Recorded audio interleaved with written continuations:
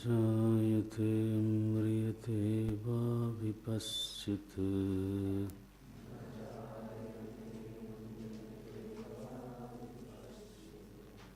नायं कुतश्चित् न बभूव कश्चित्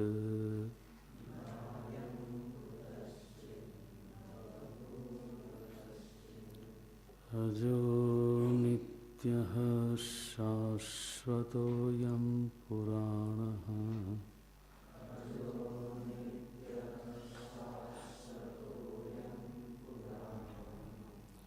न हन्यते हन्यमाने शरीरे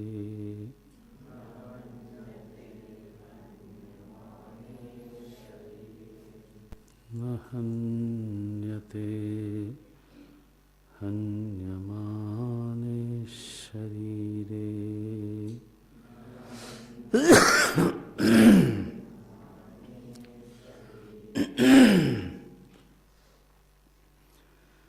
हन्ता चेन्मन्यते हन्तुम्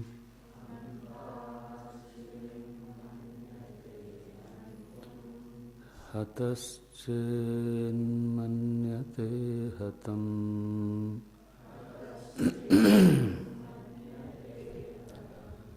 उभौ तौ न विजानीतः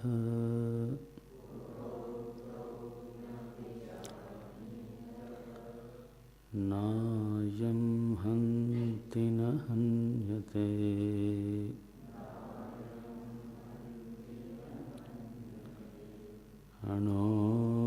अणोरणीयान् महतो महीयान्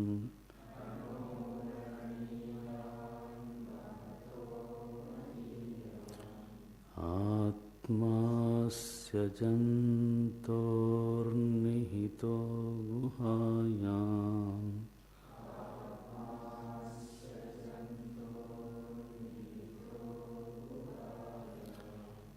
तमक्रतुः पश्यति वीतशोकः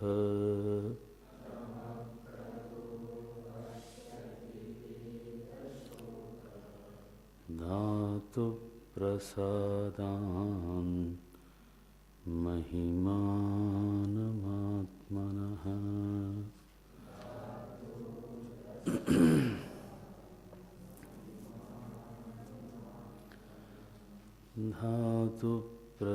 धातुप्रसादान् महिमानमात्मनः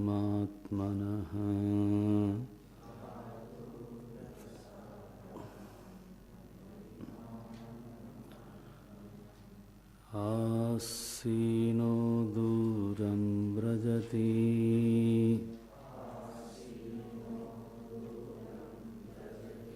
शयानो याति सर्वतः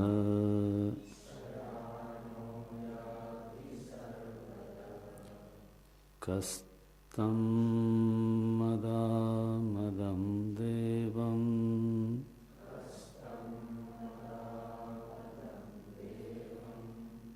मदन्यो ज्ञातुमर्हति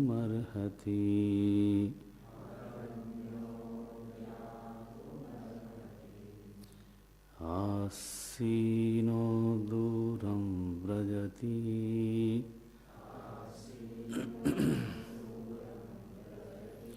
शयानो याति सर्वतः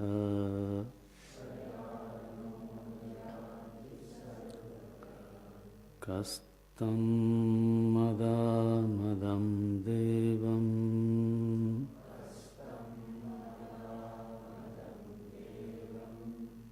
मदन्यो ज्ञातुमर्हति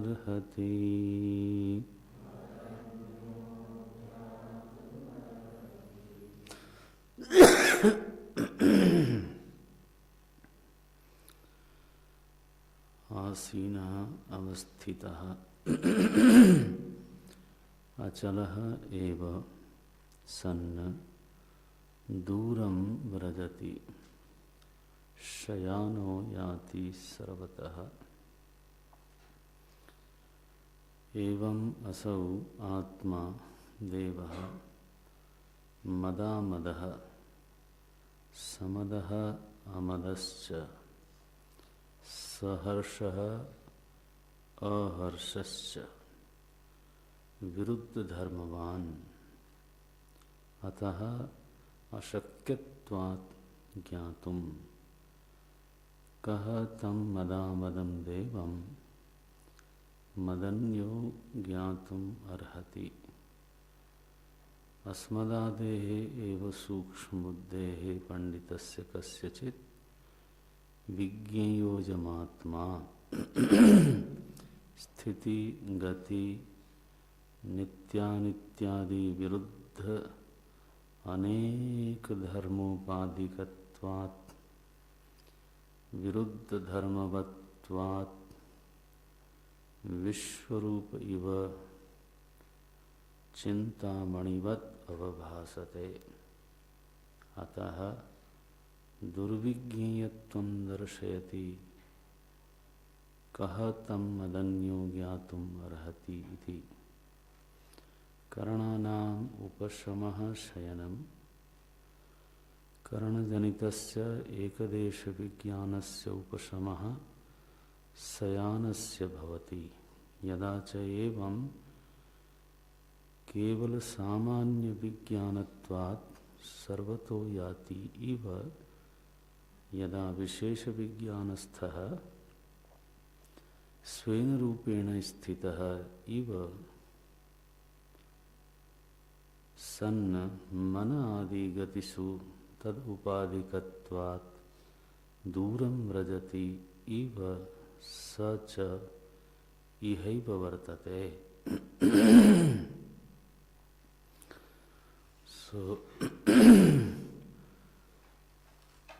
नचिकेता के द्वारा पूछे हुए प्रश्न के उत्तर में सबसे पहले यमाचार्य ने उस वस्तु का नाम लिया जिसको शास्त्र में बोलते हैं उद्देश्य। उद्देश्य लक्षण परीक्षा च सबसे पहले नाम लिया है ओम इति एतत्। उसका नाम है ओम।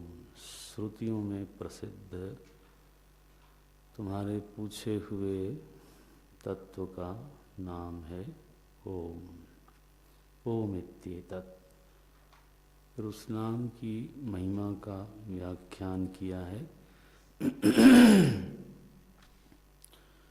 और 18वें श्लोक से लक्षण का प्रकरण आरंभ हुआ। जिस वस्तु का नाम ओम है उसका लक्षण क्या है, श्रुति सबसे पहले 18वें श्लोक में 18वें मंत्र में पहला लक्षण ये करती हुई दिखाई देती है कि वह जो ओम शब्द से अभिहित, ओम शब्द से निर्दिष्ट जो तत्व है उसमें किसी प्रकार की क्रिया नहीं होती, विक्रिया नहीं होती। तो जो पहला लक्षण श्रुति ने बताया है वो यही है कि वह वस्तु निर्विकार है, विक्रिया शून्य है, अपरिणामी है। जब श्रुति ऐसा कहती है तो इसका एक निहित अभिप्राय ये तो है ही है कि जो तुमने पूछा है अस्ति नास्ति वा, तो ये विकल्प नहीं है, निश्चित रूप से वो वस्तु है। अगर वो होती नहीं तो उसका लक्षण फिर आगे करने की आवश्यकता क्यों होती, वो बोल देते नहीं है ऐसा कुछ। लेकिन अगर वो लक्षण बताते हैं, पहले नाम बताया उन्होंने, नाम बताने के साथ ही एक चीज़ और कही जिस पर ध्यान देना चाहिए, वो ये है कि जो तुमने पूछा है वास्तव में वही वेदों का प्रतिपाद्य है, वही सारी साधनाओं की अंतिम सिद्धि है और उसी की स्तुतियां वेदों में गाई गई हैं। सर्वे वेदा यत् पदमामनन्ति तपांसि सर्वाणि च यत् वदन्ति यदिच्छन्तो ब्रह्मचर्यं चरन्ति। तो जो तुमने पूछा है वो न केवल है बल्कि वो सभी का इष्ट है, वेद का प्रतिपाद्य है, जीव का परम लक्ष्य है, अभीष्ट है। और ऐसा कह करके मानो उन्होंने एक लक्षण ये किया कि वो आनंद स्वरूप है, क्योंकि अभीष्ट आनंद के अलावा और कोई नहीं हो सकता। व्यक्ति किसी भी चीज को प्राप्त करके संतुष्ट नहीं हो सकता, चाहे वो ज्ञान ही क्यों न हो, चाहे भोग हो, चाहे ज्ञान हो, चाहे भक्ति हो। इवन भक्ति में भी अगर आनंद की सिद्धि न हो तो भक्ति का भी कोई विशेष प्रयोजन रह नहीं जाता, वो हमारा प्रतिपाद्य नहीं होगा। ज्ञान हुआ और आनंद की सिद्धि न होवे उसमें, तो वह ज्ञान स्वीकार्य नहीं है, ज्ञान कोई लक्ष्य नहीं बनता। फिर सो अभीष्ट कह करके जब किसी को भी कहा जाता है तो उसका सीधा अर्थ होता है कि वह वस्तु आनंद स्वरूप है। जिस चीज को आप चाह रहे हो वही वो चीज है, उसका नाम है ओम। और अब उसका लक्षण बोलते हैं, वह आनंद स्वरूप वस्तु, सत्ता, तत्व अपरिणामी है, निर्विकार है, विक्रियाहीन है। दो लक्षण हो गए। तीसरा लक्षण है वह चेतन है। क्या अर्थ किया? विपश्चित एक शब्द आता है, विपश्चित। विपश्चित शब्द का अर्थ भाष्यकार ने किया मेधावी अविपरिलुप्त चैतन्य स्वभावत्वात्।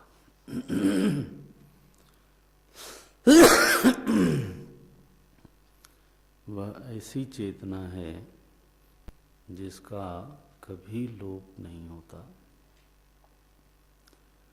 सो चेतन स्वरूप है, आनंद स्वरूप है और है माने सत्ता है।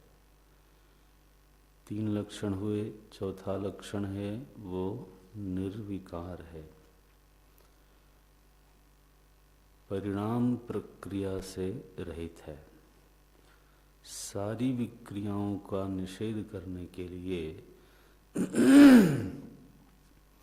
दो प्रधान विक्रियाओं का श्रुति ने नाम लिया है, जायते म्रियते। न जायते न म्रियते वा, ये चौथा लक्षण है। पांचवा लक्षण जो इस मंत्र में है वो है ऐसा यह तत्व है जो किसी भी कार्य का कारण नहीं है।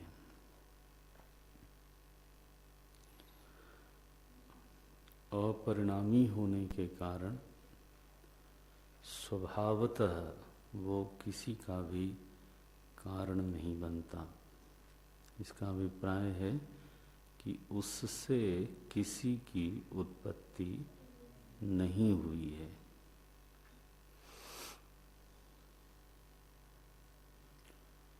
दूसरा कहा वो किसी का भी कार्य नहीं है।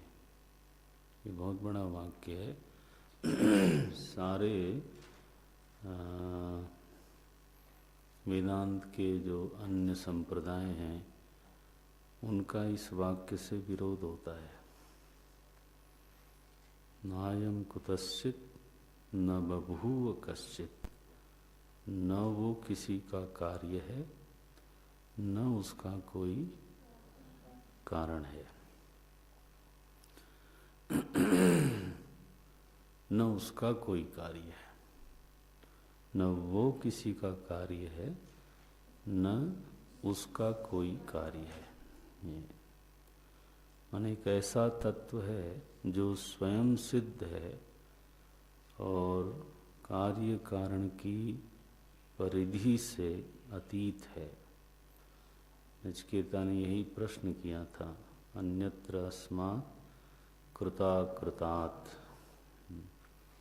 कृत और अकृत से जो भिन्न है उसके बारे में बताइए। क्यों ऐसा पूछा था? क्योंकि जो कार्य है वो अनित्य होता है और जो वास्तव में कारण होता है वो परिणामी होता है। वास्तविक कारण परिणामी ही होता है, चाहे वो प्रकृति हो चाहे वो बीज हो। अगर मिट्टी भी घट का कारण है तो मिट्टी में परिणाम होता अवश्य है।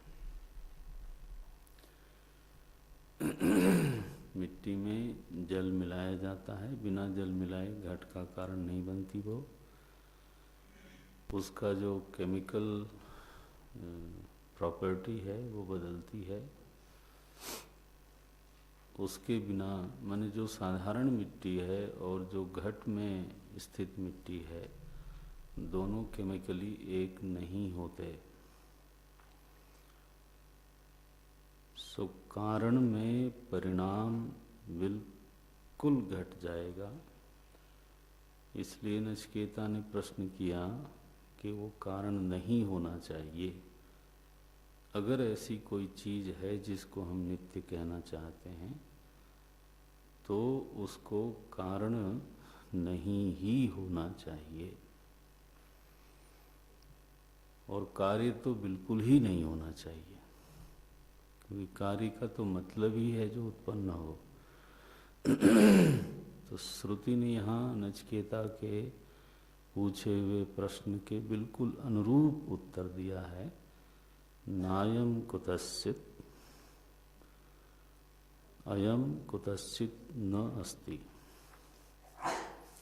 ये किसी से हुआ है ऐसा नहीं है, कार्य रूप नहीं है। न बभूव कश्चित, और सच्ची बात यह है कि इससे कुछ उत्पन्न भी नहीं हुआ है। तो जो लोग वास्तव में ब्रह्म का परिणाम जगत को मानते हैं, जैसे पुष्टि मार्ग के लोग मानते हैं अथवा रामानुजाचार्य जी मानते हैं, जो लोग भी जितने भी द्वैतवादी लोग हैं अथवा जगत में सत्यत्व बुद्धि रखते हैं वो कहीं न कहीं पूरे ब्रह्म में परिणाम मानेंगे या फिर ब्रह्म के अंश में परिणाम मानेंगे, लेकिन उसको कारण बताना चाहते हैं। श्रुतियों ने भी उस तत्व को कारण बताया है। ब्रह्म का लक्षण किया तैत्तिरीय श्रुति में, यतो वा इमानि भूतानि जायन्ते। देखो, इमानि भूतानि जायन्ते यतः, यतो वा इमानि भूतानि जायन्ते येन जातानि जीवन्ति यत् प्रयन्ति अभिसंविशन्ति तद् ब्रह्म तद् विजिज्ञासस्व। तो तो इस श्रुति को अगर देखें तो श्रुति ये कह रही है कि सारे भूत जिससे उत्पन्न हुए उसको ब्रह्म कहते हैं। इसीलिए उद्धरण प्रक्रिया में दोष होता है। अगर हमें अपने मत का प्रतिपादन करना हो तो इस श्रुति का हम उद्धरण दे सकते हैं। ब्रह्म सूत्र में ब्रह्म का लक्षण यही है, जन्माद्यस्य यतः, यतः जगत की जन्म स्थिति संहार जिससे है। भागवत जी में यही लक्षण है, पहला ही मंगलाचरण यही है, जन्माद्यस्य यतोन्मयादितरतः। सॉरी।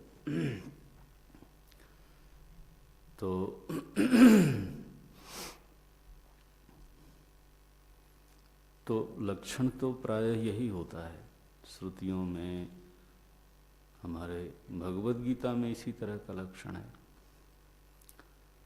यतः सर्वाणि भूतानि येन सर्वम इदं ततम् स्वकर्मणा तमभ्यर्च्य सिद्धिं विन्दति मानवः। सब जगह यतः यतः यतः आता है। माने ब्रह्म का प्रतिपादन हुआ है जगत के कारण के रूप में, तो ठीक है, उसका समन्वय करना ही पड़ेगा अगर सब जगह श्रुतियों में ये बात आई है तो। लेकिन एट द सेम टाइम कारण कहने से जो परिणाम का दोष प्रकट होता है उसका निवारण कैसे करें। श्रुतियों में अगर सचमुच में उसको कारण कहा गया है तो श्रुति तो प्रमाण है, तब तो वो कारण है ही। लेकिन ध्यान रखना और भी श्रुतियां हैं। यहाँ ये श्रुति ने, इसलिए बहुत महत्वपूर्ण ये वाक्य है श्रुति का, नायम कुतश्चित न बभूव कश्चित। और नचिकेता के प्रश्न में भी एक बहुत महत्वपूर्ण वाक्य है, अन्यत्र अस्मात् कृताकृतात्। मुझे उस चीज को जानने में कोई रुचि नहीं है जो कार्य कारण की परिधि में आती हो।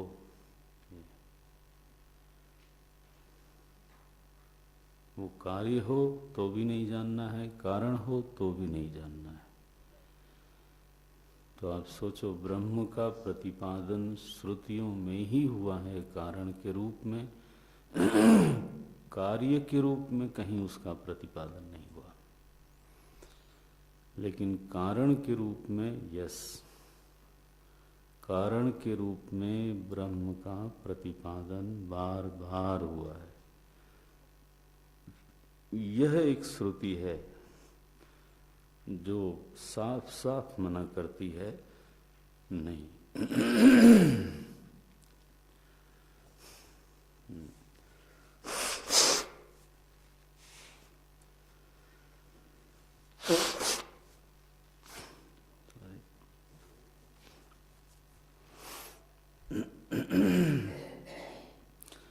नायम कुतश्चित् न बभूव कश्चित्।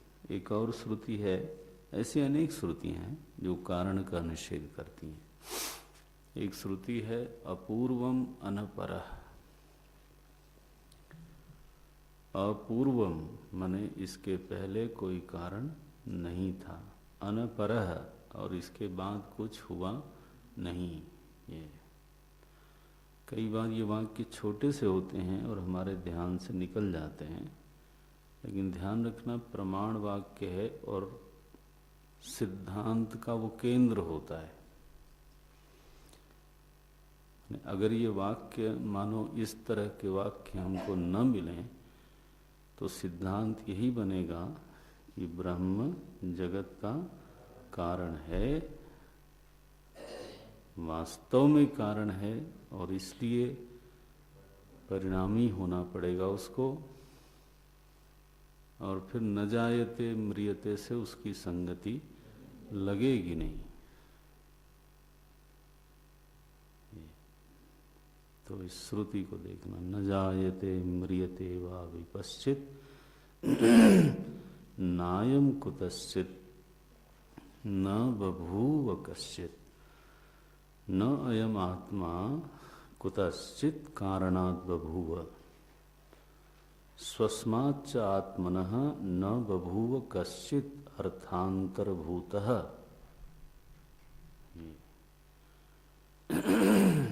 भाष्य का ये शब्द है, किसी कारणांतर से ये हुआ नहीं और इस आत्मा का अर्थांतर नहीं हुआ। अर्थांतर माने यह जो चेतन तत्व है वो परिणमित हो करके जो अर्थ था अब वो क्या हुआ, अर्थांतर हो गया, बदल गया, ऐसा भी नहीं हुआ। तो ये पांचवा लक्षण है, बहुत महत्व का सिद्धांत का वाक्य है। कार्य कारण से अतीत है, अपरिणामी है, चेतन है,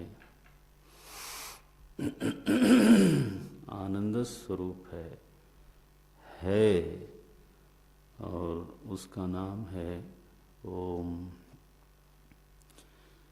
अच्छा भाई, ये हुआ 18वें मंत्र में, कुछ बातें ध्यान देने की हैं। 19वें मंत्र में उस चेतन में कर्तृत्व और कर्मत्व का निषेध किया है। ये दो लक्षण और हैं। लगता जरूर है कि मैं किसी को मार रहा हूं, और दूसरा कोई मारे तो लगता जरूर है कि मेरे ऊपर उसके मारने की क्रिया हो रही है, माने किसी की क्रिया का मैं कर्म बन रहा हूं। कर्म माने कर्म विभक्ति, व्याकरण की विभक्ति। जैसे रामः गृहं गच्छति, तो गच्छति क्रिया कहाँ घटी, गृह में। ये इसको बोलते हैं कर्म। तो इसी तरह से कोई मार रहा है तो कहाँ घटेगी, उस व्यक्ति के शरीर पर घटेगी। तो जब हम बोलते हैं अहम हतः, इसका मतलब है मैं मानता हूँ कि मैं एक ऐसी चीज हूँ जिस पर दूसरे की क्रिया घट सकती है।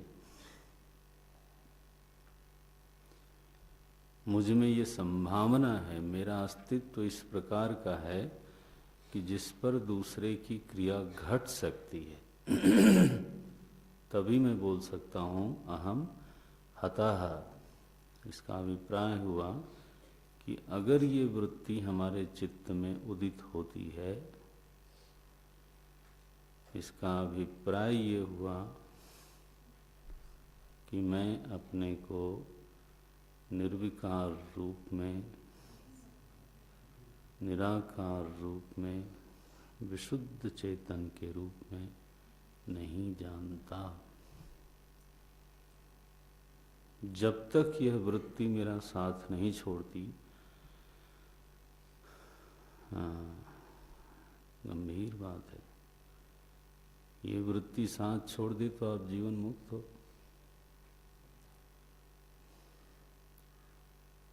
ये वृत्ति साथ छोड़ती नहीं है। अहम हतः, अहम हतः। परीक्षित को अंतिम उपदेश में सुखदेव जी ने कहा, मरिष्यामि इति पशु बुद्धि।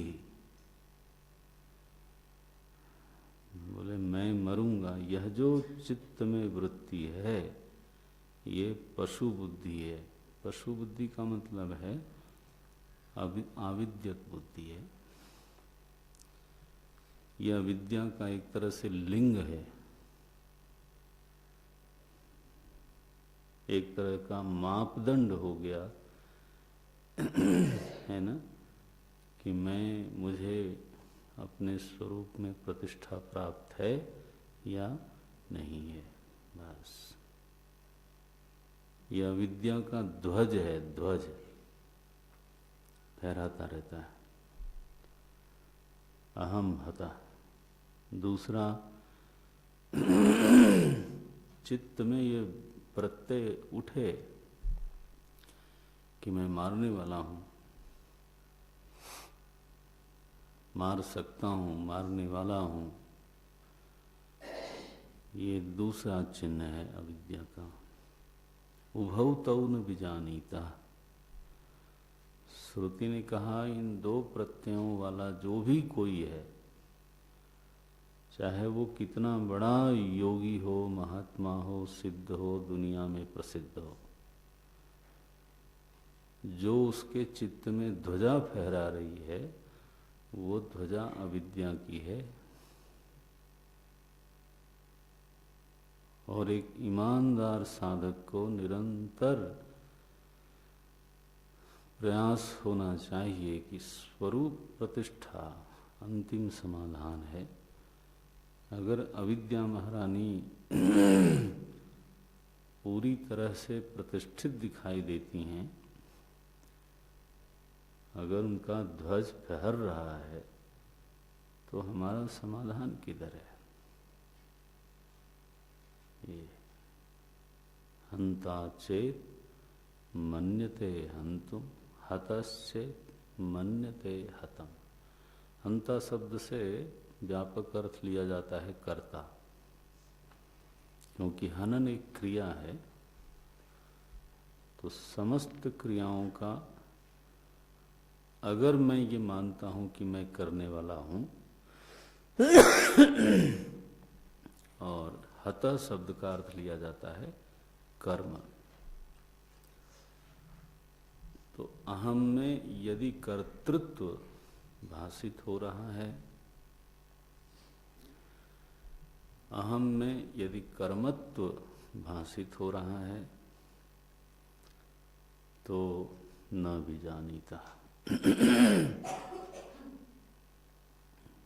तो बोध नहीं हुआ। बस ये दो प्रत्यय पहचान के लिए श्रुति ने बता दिया कि अगर ये नहीं है तो स्वरूप में प्रतिष्ठा है, यदि ये हैं तो अभी यात्रा बाकी है। हंता चेन मन्यते हंतुम, हतश्चेन मन्यते हतम, उभौ तौ न बीजानीता। ये 7 लक्षण हुए जिसमें श्रुति ने तत्व को कर्ता और कर्म दोनों से रहित बताया है। अब 20वां मंत्र है। 20वें मंत्र में पहली बार श्रुति ने 2 बार आत्मा शब्द का उच्चारण किया। भाष्यकार ने पहले से ही आत्मा शब्द का उच्चारण किया है, लेकिन श्रुति में नचिकेता के प्रश्न के उत्तर में केवल 20वें श्लोक से आत्मा शब्द का उच्चारण हुआ। पहले उसका नाम किया था ओम, अब उसका सीधे सीधे उल्लेख करते हैं आत्मा अस्य जंतो हो। तो जो पहले के बताए हुए 7 लक्षणों वाला तत्व है वो कौन है? बोले अस्य जंतो हो आत्मा, वो इन सारे जीवों की आत्मा है। तो तुम्हारी भी प्रत्यगात्मा है। अब यहाँ पे एक सावधानी ये रखनी है कि उन्होंने एक देहोपाधिक जो अहम है उसको आत्मा नहीं कहा।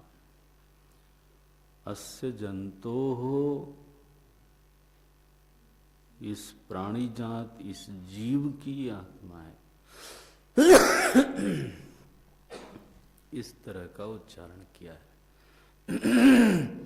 शब्द कहाँ? अणुरणीयान महतो महीयान। असल में इसका शब्दार्थ नहीं है, इसका लक्ष्यार्थ है, क्योंकि एक ही वस्तु अणु से भी अणु नहीं हो सकती और महान से भी महान नहीं हो सकती। ये विरुद्ध धर्मी हो गया।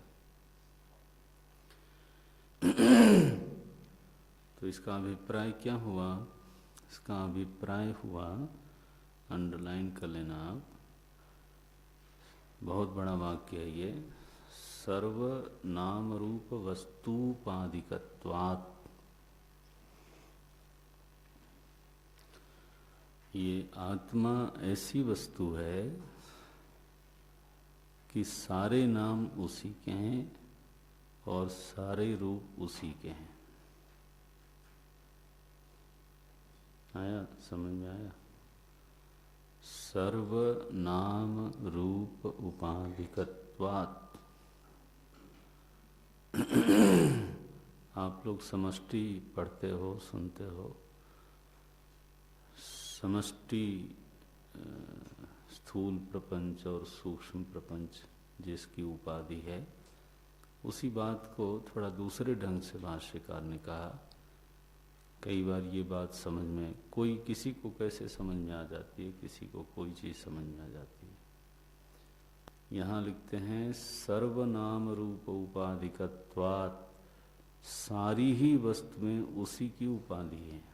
तो अणु भी उसी की उपाधि है और महान भी उसी की उपाधि है। अणु भी सद्रूप उसी के कारण है और महान भी सद्रूप उसी के कारण है। ये सर्वात्मक है। तो अणोरणीयान महतो महीयान कहने का अभिप्राय हुआ, वह वस्तु सर्वात्मक है। अणु बताने का प्रयोजन नहीं है, न महान बताने का प्रयोजन है। अभिप्राय देखना, वाक्यार्थ क्या है? सर्वात्मा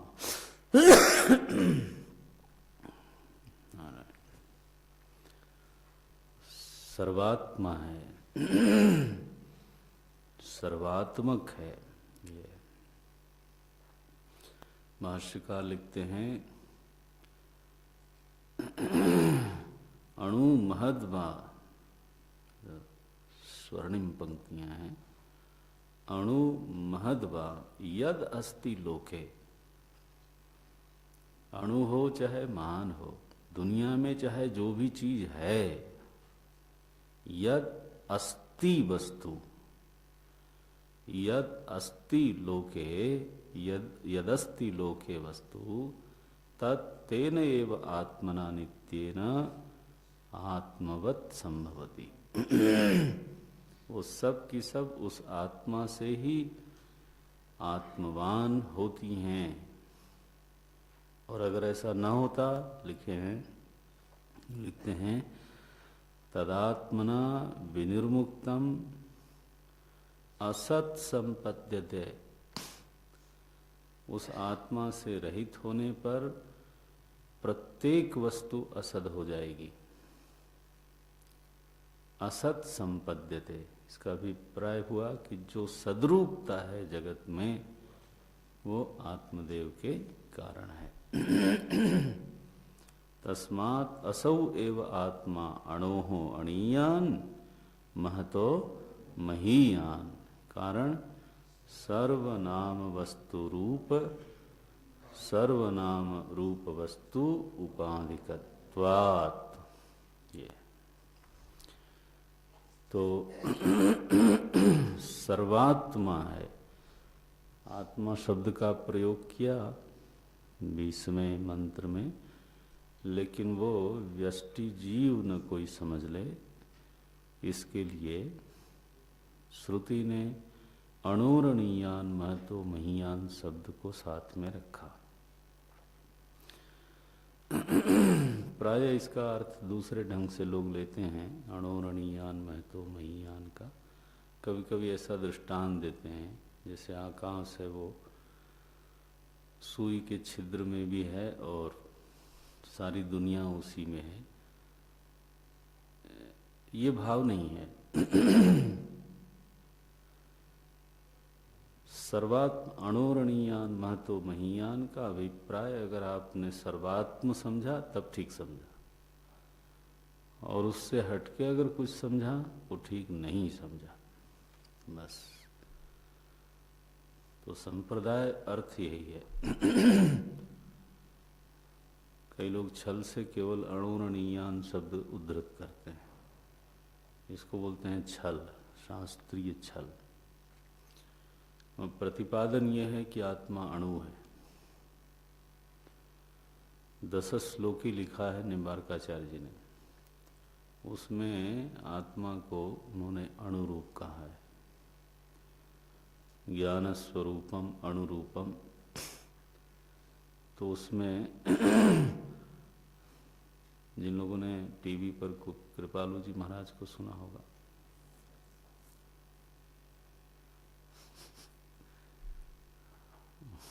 है ना, सुना कि नहीं है? बस वो अनुरूप प्रतिपादन करते हैं बहुत जोर से, बहुत खंडन करते हैं शंकराचार्य जी का।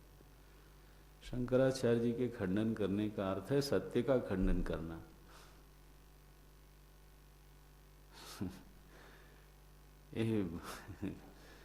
शंकराचार्य जी के खंडन करने का मतलब है श्रुति का खंडन करना। शंकराचार्य जी और श्रुति में कोई भेद थोड़ा होता है,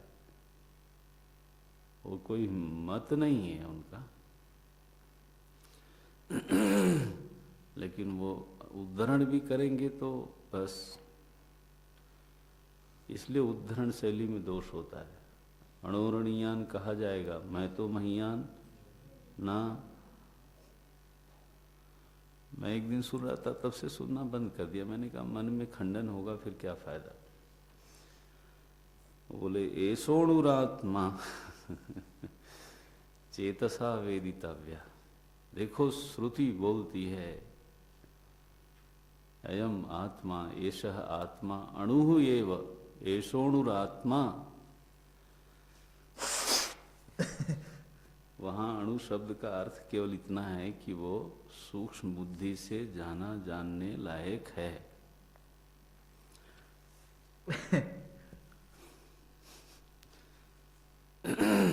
जैसे गहन शब्द लिखा वैसे वहां पर अणु शब्द है, लेकिन होता है।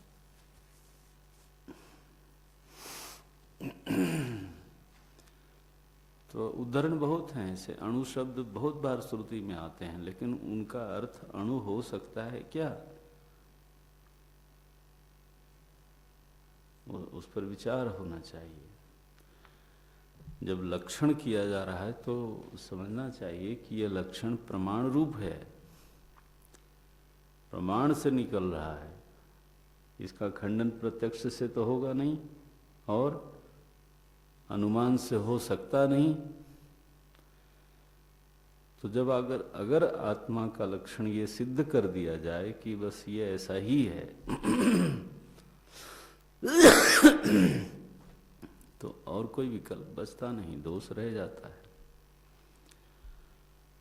तो 7 लक्षणों का वर्णन हो गया। ये 8वां हुआ।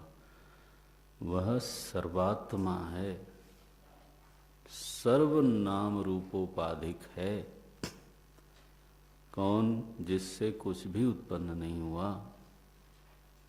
मिलाना हो, पीछे आगे जाना चाहिए। जिससे कुछ भी उत्पन्न नहीं हुआ, जो कहीं से उत्पन्न नहीं हुआ, जो अपरिणामी चेतन है और सभी का प्रत्यक आत्मा है, वही सर्वात्मा है, सर्वोपाधिक है।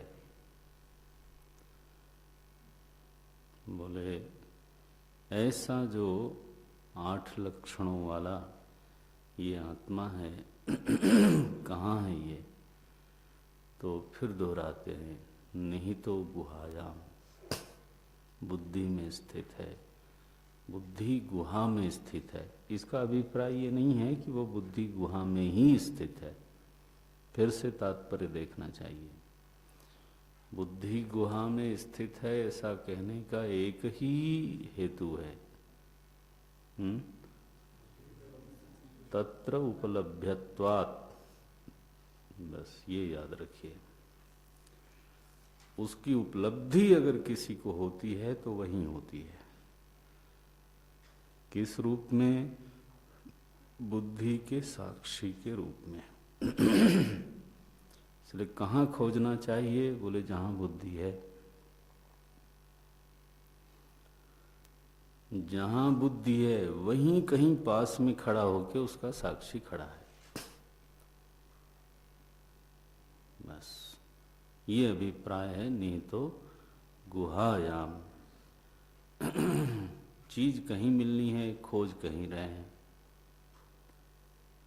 श्रुति ने साफ साफ शब्दों में कहा उसकी उपलब्धि अगर होनी है तो वहीं होनी है। वो है सर्वनाम रूपोपाधि, लेकिन उपलब्ध होगा बुद्धि के साक्षी के रूप में। बौद्धाः प्रत्ययाः विषयाः भवन्ति यस्य स आत्मा। बस केनोपनिषद।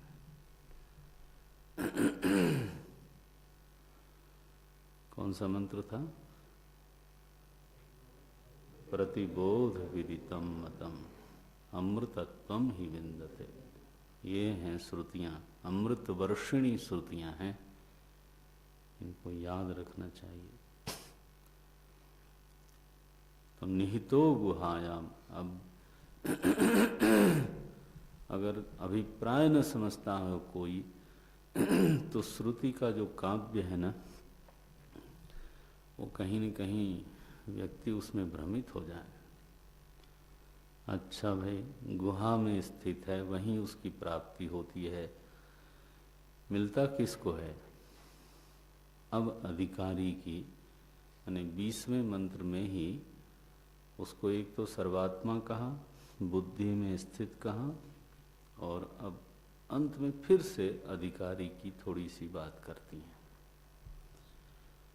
श्रुति माता कहती हैं अक्रतुः पश्यति,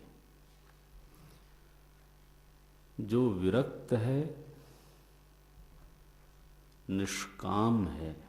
निष्काम का अभिप्राय फिर से वही अर्थ होगा कि जिसके वर्ण में दुनिया नहीं है, जो दुनिया को पाने के लिए चेष्टा नहीं कर रहा है। यस, लगता है सभी लोग की तरह वो भी जी रहा है, वो भी वस्त्र पहनता है, वो भी भोजन करता है, वो भी लोगों से बातचीत करता है, लेकिन ये सब चीजें उसके वर्ण क्षेत्र में नहीं आती। ये सब चीजें उसके लिए साधन क्षेत्र में आती हैं।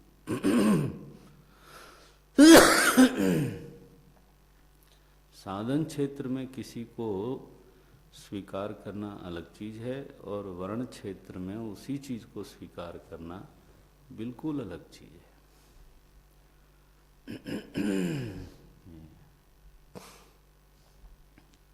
कंफर्ट साधन भी हो सकता है और कंफर्ट लक्ष्य भी हो सकता है। भोजन साधन भी हो सकता है और भोजन, हाँ बस, बोले जब मरना ही है तो खा के क्यों न मरे। अरे महापुरुष, आपको जीने के लिए खाना है। बोले नहीं, भगवान ने जन्म दिया है बड़ी मुश्किल से, परान्नम दुर्लभम लोके। संस्कृत में कहा गया दूसरे का अन्न दुर्लभ है दुनिया में। देहस्तु पुनः पुनः, शरीरम तो पुनः पुनः, शरीर तो बार बार मिलेगा, हम तो हिंदू हैं, पुनर्जन्म होता ही रहता है। इसलिए अगर खाने से शरीर जाता हो तो जाए, फिर से मिलेगा वो तो। लेकिन परान्नम दुर्लभम लोके नहीं, वर्णीय नहीं हो। अक्रतु शब्द का अर्थ देखना, निष्काम। जीवन में जो इंद्रियक भोग हैं वो जिज्ञासा के समर्थन के रूप में है, जिज्ञासा के सहायक के रूप में है। जिज्ञासु अपनी जिज्ञासा की यात्रा पूरी करे तब तक उसको जो सहारा चाहिए वो इंद्रियक भोग उसको देते हैं, दे सकते हैं।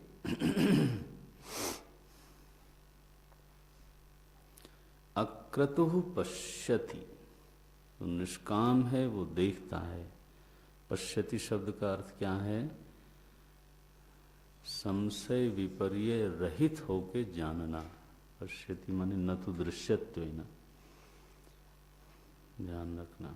पश्यति शब्द का अर्थ इसलिए, पश्यति शब्द का प्रयोग इसलिए किया जाता है कि जैसे कोई चीज आप देखते हो अपनी आंख से, तो आपको अनुमान की आवश्यकता नहीं रहती, उपमान की आवश्यकता नहीं रहती, अर्थापत्ति की आवश्यकता नहीं रहती,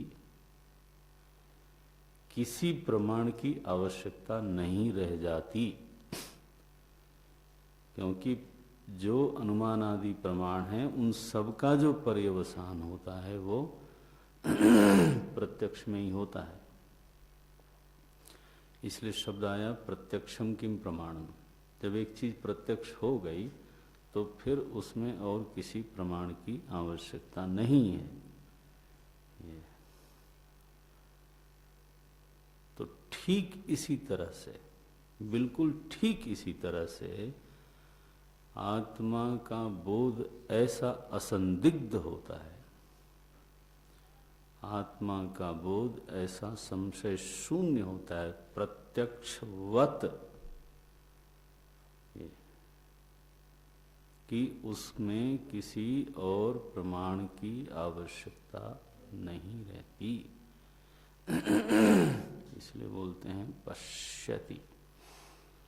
तमक्रतु पश्यति, ठीक है। तदा किम भविष्यति? वीत शोको भवति। ये फलश्रुति है, शोक मुक्त हो जाता है। बोले ये तमक्रतु की आवश्यकता क्यों बार बार कही गई है, निष्काम की बात क्यों कही गई है? तो यहाँ एक वाक्य आया, धातु प्रसादात। धातु प्रसादात शब्द का उद्धरण भक्ति वेदांत के आचार्य लोगों ने भी किया है। वहाँ धातु शब्द का अर्थ वो लोग विधातु बोलते हैं, विधाता की कृपा से, ऐसा अर्थ करते हैं।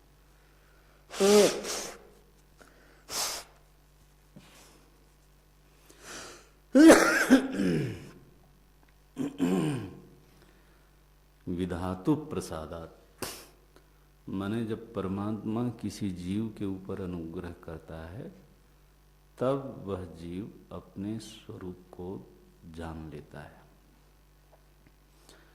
आत्मानम आत्मनः महिमानम पश्यति। आत्मा की महिमा को साधक जान लेता है यदि वो निष्काम हो। ये तो जीव की योग्यता हो गई। और कृपा बताने के लिए शब्द आता है धातु प्रसादात, विधाता की कृपा से। शंकराचार्य जी ने यहाँ धातु प्रसादात का अर्थ विधाता बिल्कुल नहीं किया। उन्होंने कहा धातु का अर्थ है अंतःकरण बहिर्करण। देखिए क्या लिखते हैं, मन आदि करणानि धातवः मन आदि करणानि, ये सब के सब सिद्धांत मंत्र हैं और सिद्धांत भाष्य है, तो उसको गंभीरता से लेना चाहिए। मन आदि करणानि धातवः, क्यों धातु कहा गया इनको? शरीरस्य धारणात्, क्योंकि इन्हीं के कारण शरीर है। अगर ये न हो तो शरीर नष्ट हो जाएगा। तो जो करण हैं हमारे भीतर, विशेष रूप से अंतःकरण, यस इंद्रियां भी उसमें जोड़ सकते हैं। तो जो कर्ण संघात है, कर्ण समुदाय है, जब वो निर्मल होता है, प्रसन्न होता है, प्रफुल्लित होता है, जिसमें राजसिक हर्ष वृत्ति नहीं है, हर्षित होना नहीं है, केवल प्रसन्न है, गंभीर प्रसन्नता है, तब ऐसे अंतःकरण से कोई साधक आत्मा की महिमा को जानता है, ये बोलते हैं। धातु प्रसादात्, बोले ये अंतःकरण की ऐसी जो प्रसन्नता है, अंतःकरण की ऐसी जो निर्मलता है, वो कहाँ से आती है? तब बोलते हैं दर्शन श्रवण मनन विज्ञान लिंगम अक्रतुः अकामः दृष्टादृष्ट बाह्य विषय उपरत बुद्धि ही, ये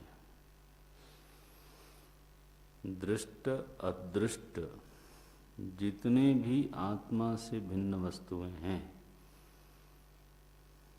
उनसे जिसकी बुद्धि उपराम हो गई, दृष्ट अदृष्ट बाह्य विषय, विषय तो आत्मा से बाहर की ही चीज है, चाहे वो दृष्ट हो चाहे वो अदृष्ट हो।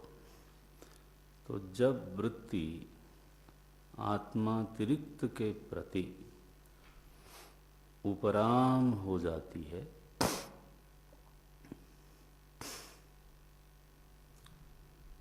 तब यदा च एवं, देखना ये भाष्यकार ने ऐसा हमको कहा, यदा च एवं, जब इस प्रकार से होता है, तब तदा मन आदि करणानि धातवः शरीरस्य धारणात् प्रसीदन्ति, तदा मन आदि करणानि, तदा मन आदीनि करणानि प्रसीदन्ति धातवः, केवल तभी जो कर्ण समुदाय है वो प्रफुल्लित होता है, प्रसन्न होता है। अब देखो कितनी उल्टी धारणा है। हम समझते हैं कि जब व्यक्ति सकाम होता है और उसको उसकी कामना की तृप्ति होती है, तदा प्रसीदन्ति। अब क्या बताया जाए? या तो भाष्यकार गलत हैं या तो फिर हम ही लोग गलत हैं। वयम सर्वे एवं मन्यामहे, हम लोग ऐसा मानेंगे हमारी चाहिए हुई वस्तु प्राप्त हुई, प्रसन्नता का हेतु वही है, इसको विषयानंद बोलते हैं। यहाँ कहा गया भाई देखो, स्वामी शरणानंद जी को याद करना पड़ेगा। वो कहते थे कामना के अनुसार प्रवृत्ति होती है और काम पदार्थ मिलने पर कामना की निवृत्ति होती है। कामना की निवृत्ति होती है, कामना की पूर्ति कभी नहीं होती।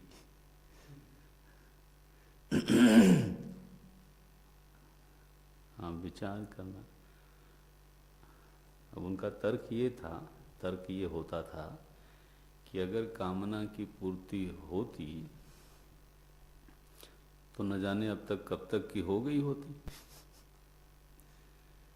ये उन्हीं के वाक्य हैं, न जाने ऐसे बोलते, न जाने कब तक अब तक हो ही गई होती, ये शब्द बोलते थे।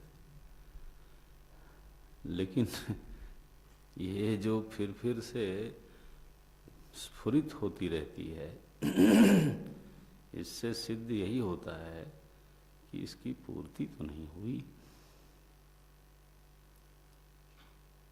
तो हुआ क्या? बोले कामना की निवृत्ति हो गई।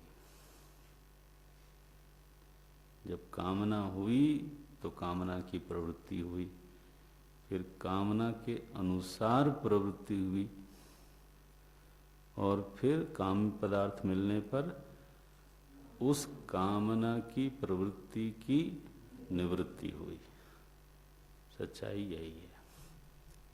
तो प्रमाण ये देते थे कि तुम मुझे बताओ, किसी भी जिस कामना को कामना पूर्ति बोलते हो, कामना पूर्ति काल और कामना की प्रवृत्ति के पूर्व का काल, कामना की प्रवृत्ति के पूर्व का काल, दोनों एक जैसे हैं कि नहीं?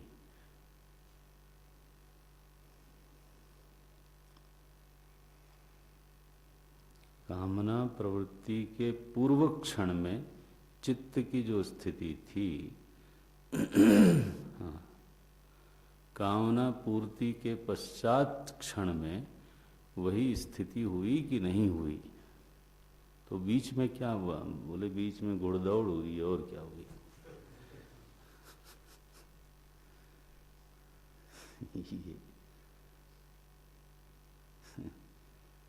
बीच में कोई बड़ी चीज थोड़ो हुई, एक घोड़े दौड़े, कुछ तमाशा हुआ, उपद्रव हुआ।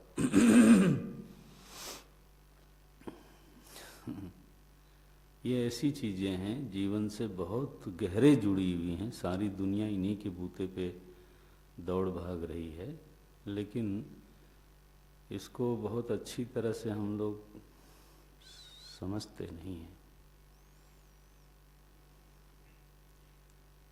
ये देखने को देखो तो 90 केजी के भीतर एक छोटी सी कोई काम नहीं होगी जो इसको दौड़ा रही है, और कौन दौड़ा सकता है इसको? किसी की ताकत नहीं है कि इसको कोई और दौड़ा दे।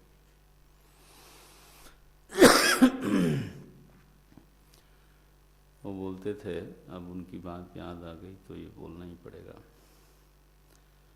और बोले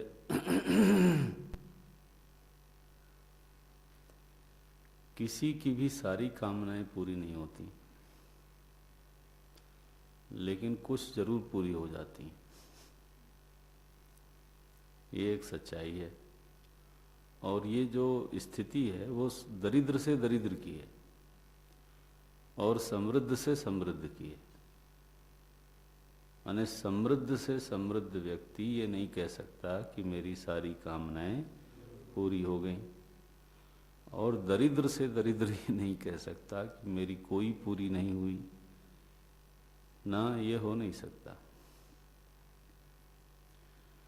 तो बोले जब ये बिल्कुल सिद्ध सिद्धांत है कि कामना सभी में है, सभी कामनाएं किसी की पूरी नहीं होती, कुछ सभी की पूरी हो जाती हैं, तो ये क्यों है ऐसा? जब कामनाएं सभी की पूरी हो ही नहीं सकती, माने सारी की सारी कामनाएं जब पूरी हो ही नहीं सकती, तो जो पूरी हो जाती हैं कामनाएं, वो किस लिए पूरी होती हैं? बोले ये बताने के लिए कि पूरी होने पर भी कुछ खास फर्क नहीं पड़ता। क्या बात है, महात्माओं की मर्म दृष्टि। बोले केवल कामना पूर्ति का पोल खोलने के लिए कुछ कामनाएं पूरी हो जाती हैं।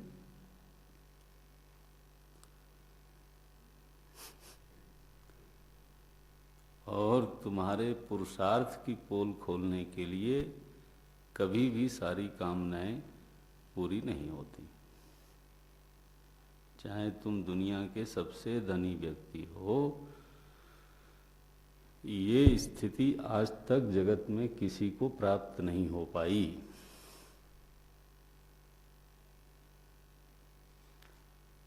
अब ये बिल्कुल दीवार पे लिखा हुआ सच है, इसको कोई खंडन नहीं कर सकता। तो हम बात ये कह रहे हैं कि प्रसीदंती करणानि कदा, कामना पूरी होने पर हम लोग का यही अनुभव है। भाष्यकार का कहना है ये बिल्कुल ठीक नहीं है। यदा च एवं, जब निष्कामता हमारे चित्त में सिद्ध होती है, उपरत बुद्धि होती है, बाह्य विषय के प्रति जब बुद्धि में उपरामता सिद्ध होती है, केवल तभी,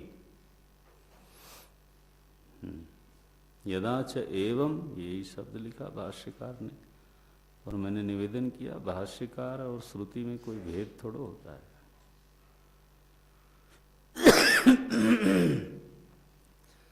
यदा च एवं तदा मन आदीनि करणानि धातवः प्रसीदन्ति, और श्रुति ने कहा धातु प्रसादात् अक्रतुः आत्मनः महिमानं पश्यति। ये अब देखो इसमें भेद क्या हुआ कि उन्होंने कहा विधातु प्रसादात्, अब इसमें हो गई पराधीनता। विधाता की प्रसन्नता से न केवल पराधीनता हो गई, बल्कि अगर मुझे आत्मा का दर्शन नहीं हो रहा है तो जिम्मेदार कौन है? तब तो विधाता को पकड़ना पड़ेगा। अब भक्ति में ये जो एक क्षेत्र ऐसा खुलता है, उसकी व्याख्या नहीं हो पाती।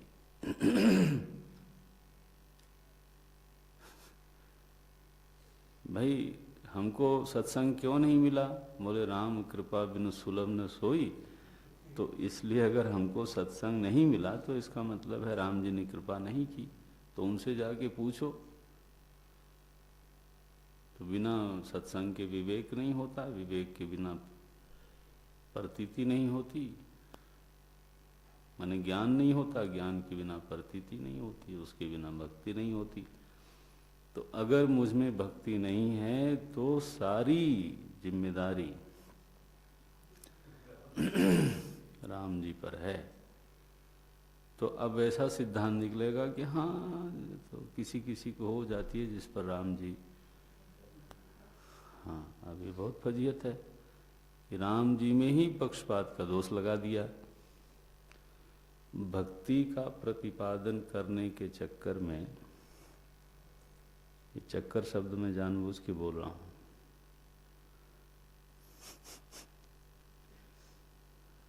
नंद बाबा बिल्कुल दोनों कान ज्यादा खड़े करके सुने। अरे वो सच्चाई है, हम क्या बोलें, जब सिद्धांत है ऐसा तो है। भक्ति का प्रतिपादन करने में परमात्मा पक्षपाती होता है, इस पर ध्यान क्यों नहीं जाता?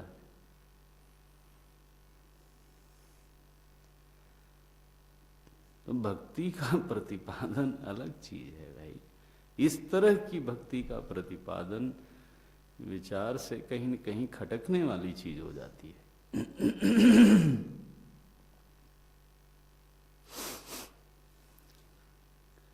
आप ही उत्तरदायी हो, यह बात सिद्ध हो, तब तो परमात्मा में निर्घृण्य दोष की निवृत्ति होती है। धातु प्रसादात्, और गोस्वामी जी ने भी वहाँ पर रामानुजाचार्य जी का जो सिद्धांत है उसको ही थोड़ा पक्ष लेके बोला है।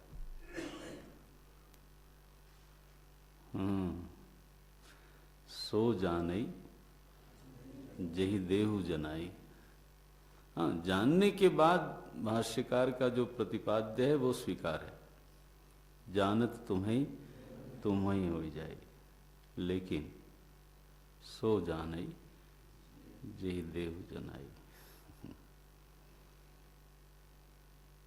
यहाँ लिखा विधातु प्रसादात।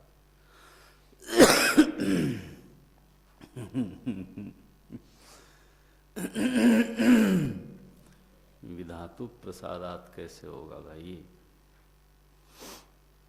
अब हम तो ऐसा समझते हैं गोस्वामी जी के वाक्य का अर्थ कि साधक की एक ईमानदार अनुभूति है ये कि जो उसके जीवन में जितने प्रसंग घटते हैं, जितने संयोग घटते हैं, चूंकि अपने को वो उसका कर्ता नहीं देखता, देख नहीं पाता, इसलिए वो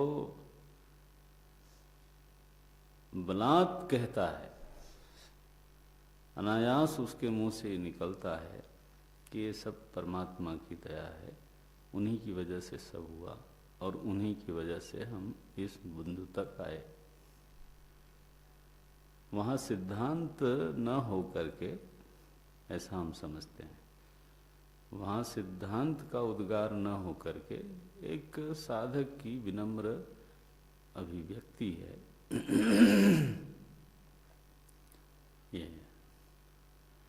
लेकिन अगर इसको सिद्धांत बनाया जाए कि जब परमात्मा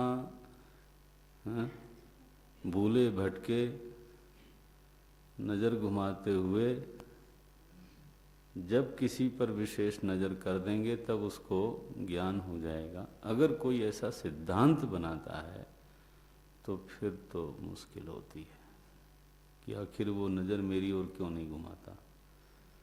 बोले तुम इस लायक नहीं हो, इसका मतलब है मेरी लायकियत जिम्मेदार है, उसकी नजर नहीं। आया ना? फिर जैसे ही अगर आपने कहा कि तुम इस लायक नहीं हो, इसका मतलब देन यू आर रिस्पॉन्सिबल।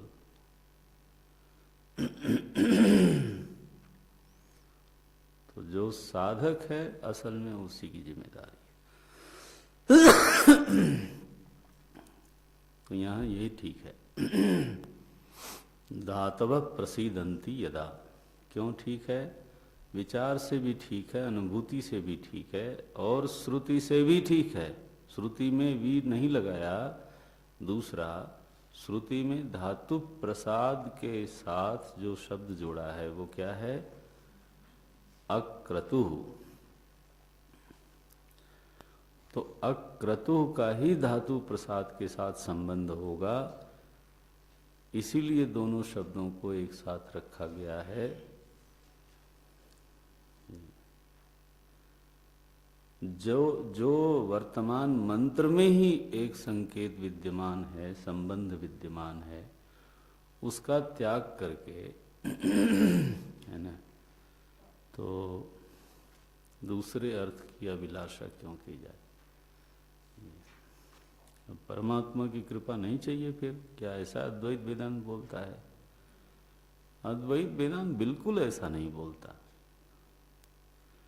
लेकिन वहाँ ये जरूर होता है कि चित्त वृत्ति परमात्मा की ओर अभिमुख करने का जो प्रयत्न है वो साधक को स्वयं करना होगा, और इसके नहीं करने में वही दोषी है और करने में उसी का अभिनंदन है। परमात्मा ने क्यों किसी की ओर विशेष कृपा की? अरे क्योंकि वो अभिमुख हुआ। उसमें परमात्मा राग द्वेषी नहीं है।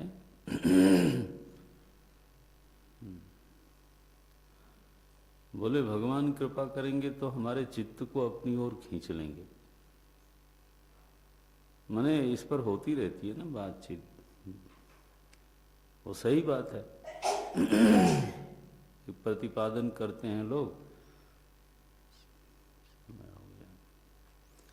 कि परमात्मा की कृपा बरस रही है, फिर बोले तुम्हारी कटोरी उल्टी पड़ी, इसलिए इसमें एक बूंद भी पानी नहीं जाता। मेरे इससे किसी ने कहा मैंने कहा महाराज उसकी कृपा ऐसी कोई बरसात जैसी क्यों है, कटोरी को पलट भी तो सकता है वो। माने सारी कृपा करने को राजी है, केवल एक छोटी सी कटोरी पलट नहीं सकता, ये क्या मतलब है। बहुत नाराज हो गए कि तुम कुतर्की हो। सिर झुकाया। जब आप इस तरह से बोलते हो तो उसको किनारे तक ले जाओ बात को।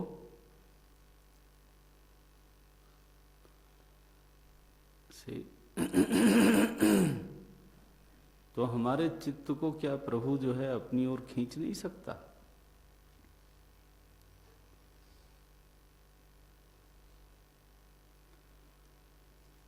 क्या बोले भाई, खींचता तो सभी का खींचता वो कोई स्पेशल एक व्यक्ति विशेष में क्यों करेगा? तो खींचता तो सभी का खींचता। बोले नहीं। एक बार मुरारी बापू दृष्टांत दे रहे थे। भगवान कृष्ण जो हैं वो दिए को किनारे लगा रहे थे। दीपावली के दिन जमुना जी में दिया बहाया जा रहा था, तो वो एक एक दिया को बाहर निकाल रहे थे। तो माँ ने पूछा क्या कर रहे हो? बोले इनको किनारे लगा रहा हूँ। बोले इतने दिए हैं सबके सब, उनको कौन लगाएगा किनारे? बोले उनकी वो जाने, मेरे तो ये जो किनारे लगभग मेरे हाथ के करीब जो आ गए हैं उनको तो मैं लगा ही दूं। अब उनके हाथ के बाहर कौन है? माने आप किनारे लगाओ इस बात को। किसी बात को आप शुरू करते हो तो उसको किनारे तक पहुंचाओ। फिर जीव अपने साधना के दायित्व से बच नहीं सकता।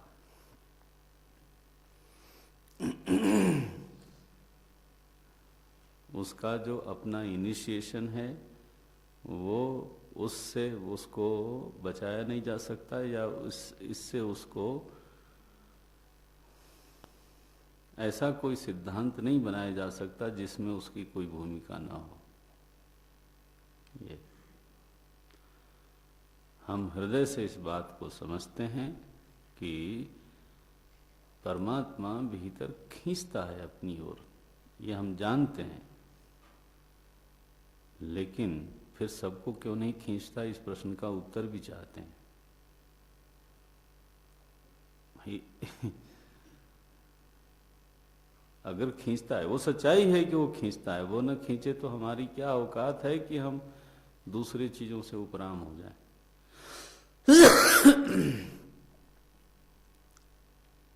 वो भीतर से आनंद देता है तब घटिया दर्जे का आनंद छूटता है, वो ठीक है, बिल्कुल साक्षात अपरोक्ष है, इसमें कोई संदेह की बात नहीं।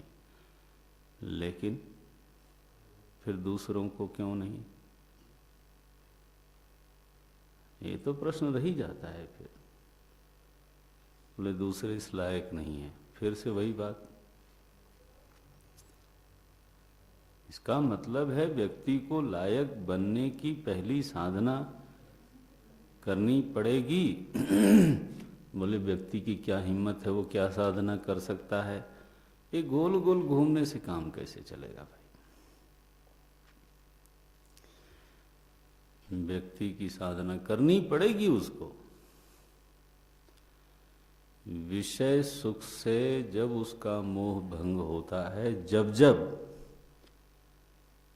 तब तब उसके चित्त में ये भाव उठता है कि यहाँ नहीं है कुछ और ही है, यहाँ नहीं है कुछ और ही है। और यह कुछ और ही है, कुछ और ही है जब इकट्ठा होता है, हाँ, तब उसका नाम होता है शुरुआती वैराग्य। आप समझ रहे जो मैं कह रहा हूं? जब जब उसका मोह भंग होता है तब तब उसके वृत्ति में बात आती है कुछ और है। कुछ और है। 20 बरस 30 बरस में ऐसे हजारों बार ये वृत्ति आई है। ठीक है, तो हजारों बार वृत्ति जब इकट्ठी होगी तो उसका कोई बल बनेगा कि नहीं बनेगा? जब उसका बल बनेगा और किसी दिन जोर से मोह भंग हो, पिटाई हो जाए अच्छी तरह से, तब बोले यार पहले ही मैं कह रहा था कि यहां नहीं है, कुछ और। हाँ, तब आदमी कहीं न कहीं कुछ शुरुआत करता है। इसको बोलते हैं आरंभ करने लायक पूंजी तैयार हो गई। कोई काम शुरू करने के लिए छोटी सी पूंजी चाहिए ना, इस पूंजी से आदमी शुरू होता है। ऐसा आदमी भी शुरू होता है जो अनीश्वरवादी है, उसको भी उसका अनुभव ही मार मार के बोलता है कि यहां नहीं। आखिर बुद्ध तो अनीश्वरवादी थे, महावीर अनीश्वरवादी थे, हैं जी। और ये पश्चिम के दार्शनिक लोग अधिकतर अनीश्वरवादी हैं। ये क्यों नहीं उसी में लिपटे रहे? उन्हीं के अनुभव ने उनकी बुद्धि को कहा यहां नहीं, कुछ और है, कुछ और है। तो यात्रा शुरू हुई। गोस्वामी जी की एक पंक्ति सुनाता हूं। बोले भगवान की कृपा के बिना सत्संग होता नहीं। और भगवान की कृपा कैसे होती है? बोले जब आप चालाकी किए बिना भजन करते हो। अल्टीमेटली जिम्मेदारी हाँ साधक की। मन क्रम वचन छाणी चतुराई, भजत कृपा करी है रघुराई। कृपा से सत्संग होता है वो ठीक है, लेकिन कृपा ऐसे होती है जब भजन में आप बहुत चालाकी करने लग जाते हो ना, तो चालाकी वास्तव में किसी के प्रेम का हेतु नहीं बनती। इवन मित्र के प्रेम का भी हेतु नहीं बनती। चालाकी कभी आज तक प्रेम का हेतु नहीं बनी है। सरलता ही प्रेम का कारण बनती है। ओम ओम।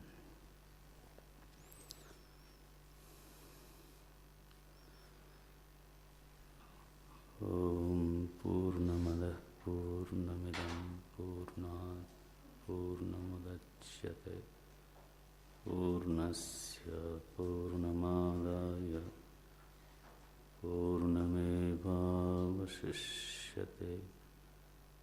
ओम शांति शांति शांति।